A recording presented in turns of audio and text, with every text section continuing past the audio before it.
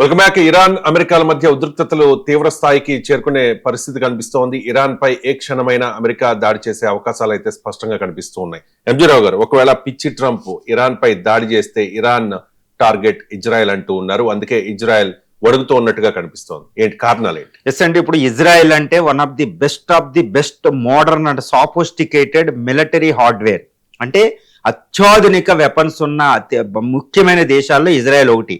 కానీ ఇరాన్ మీద ఈ పిచ్చి ట్రంప్ అంటే యునైటెడ్ స్టేట్స్ ఆఫ్ అమెరికా ఒకవేళ దాడి చేస్తే ఇజ్రాయెల్ భయానకమైన పరిస్థితిలోకి వెళ్ళిపోతుంది అనమాట. ఇది ఎవరు ఊహించనంత పరిస్థితిలోకి వెళ్ళిపోతుంది. అందుకే చెప్తున్నారు, ఇరానియన్ ఫార్మర్ డిఫెన్స్ మినిస్టర్ చెప్తున్నారు, గత 4 నెలల క్రితం జరిగిన ఇజ్రాయెల్ ఇరాన్ 12 రోజుల యుద్ధంలో ఇజ్రాయెల్ ఇబ్బంది పడిందని ఇజ్రాయెల్ కన్ఫెస్డ్ అది ఒప్పుకుంది.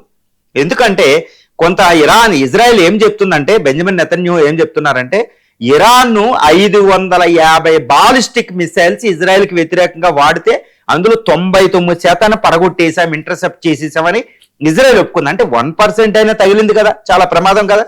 2 కానీ ఇంటర్నేషనల్ రిపోర్ట్స్ ఏం చెప్తున్నాయి, 84% మాత్రమే ఇరాన్ మిసైల్స్ ని కూల్చారు.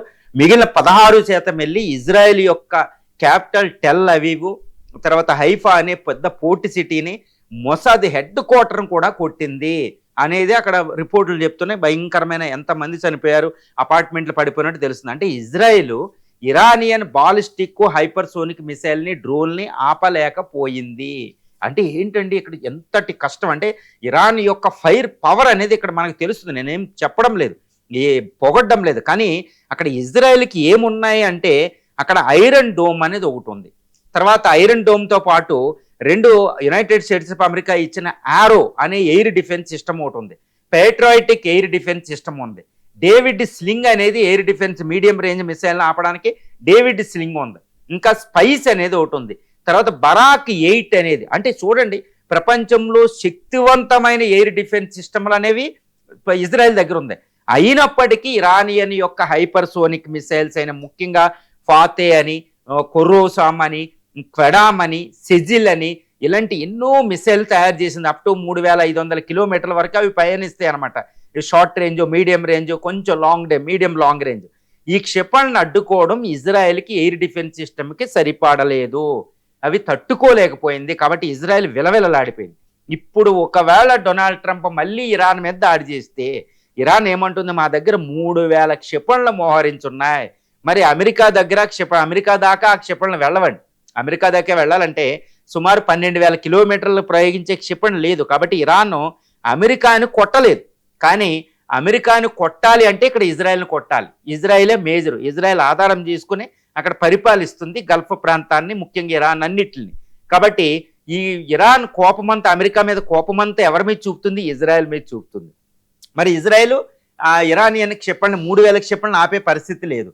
తర్వాత ఇరానియన్ రిపబ్లికన్ గార్డ్స్ ఇప్పుడు గెరిల్లాలా తయారైపోయి ఇజ్రాయెల్లోకి ఎంటర్ అయిపోయారు అనేది ఇంకోటి తెలుస్తుంది. సుమారు 400% పెరిగిందంట అక్కడ స్పైయింగ్ యాక్టివిటీస్. అంటే ఇజ్రాయెల్ అయితే పెద్ద విక్టిమ్ అవబోతుంది. అందుకనే ఇజ్రాయెల్ వణికిపోతుందండి. ఎందుకంటే ఇప్పుడు దాకా యుద్ధంలో ఉంది, గత 2 సంవత్సరాలుగా యుద్ధం చేసి ఉంది, ఇప్పుడే యుద్ధ విరమణ అయి ఉంది.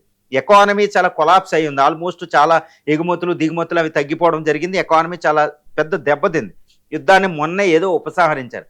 ఇలాంటి పరిస్థితుల్లో మళ్ళా ఇరాన్ టార్గెట్ చేస్తే చాలా పెద్ద ప్రాబ్లం. ఎందుకంటే ఇరాన్ పరిస్థితి ఎలా ఉందంటే, అమెరికా దాడి చేస్తే సర్వనాశనం అయిపోతుంది. కాబట్టి నేను నాశనం అయ్యేటప్పుడు పక్కోని నాశనం చేయాలనేది అది పూనుకుంటుంది. కాబట్టి ఇజ్రాయెల్ మీద తన కోపం తీర్చుకుంటుంది. కాబట్టి ఇజ్రాయెల్ 1 కోటి మంది జనాభాకి చాలా పెద్ద ప్రాబ్లం అవబోతుంది.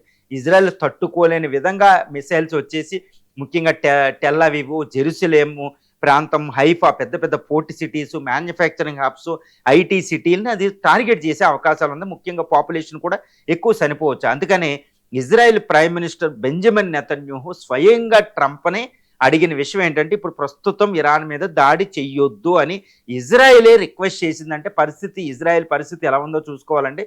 కాబట్టి కానీ అదేవిధంగా ఇప్పుడు ఈ ప్రస్తుత పరిస్థితి చూస్తే ట్రంప్ ఎట్టి పరిస్థితుల్లో ఇరాన్ మీద అటాక్ చేయాలని డిసైడ్ అయిపోయి యుఎస్ఎస్ అబ్రహం లింకన్ తన డిస్ట్రాయర్స్, తర్వాత డజన్ల కొద్ది షిప్పుల్ని, తోమహాక్ అని, తర్వాత వందలాది యుద్ధ విమానాలని, C-17 హెర్క్యులస్ లాంటి ఫైటర్స్ని చుట్టూరు మోహరించడం జరిగింది. అంటే ఆయన అటాక్ ఈజ్ ఇన్నవైటబుల్, అంటే అటాక్ ఈజ్ ఇమ్మినెంట్, అటాక్ ఎట్టి పరిస్థితుల్లో ఇరాన్ మీద చేసే అవకాశాలే పుష్కలంగా ఉన్నాయి. ఒకవేళ ఈయన మోహరింపులు చూసి ఎట్టి పరిస్థితుల్లో ఈడే దాడి చేసే ముందు నేనే దాడి చేస్తే ఎలా ఉంటుందని ఇరాన్ కూడా దాడి చేసే అవకాశాలు ఉన్నాయి.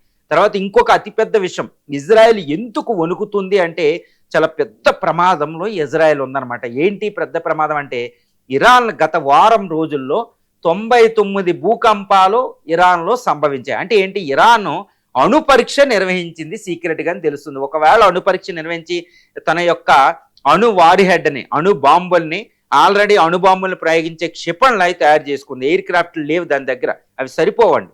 F-16 లాంటివి కొంచెం లో గ్రేడ్ అమెరికా ఒకప్పుడు ఇచ్చినవి ఉన్నాయి, అవి సరిపోవు. కానీ తన యొక్క సెజిల్ అని, కొర్రోసామ్ అని, షాహెబ్ అని ఈ మిసైల్ ద్వారా అణ్వస్త్రాన్ని ప్రయోగించే కెపాసిటీ ఇరాన్కు ఉంది. ఈ క్షిపణి అది ఆపలైపోతుంది.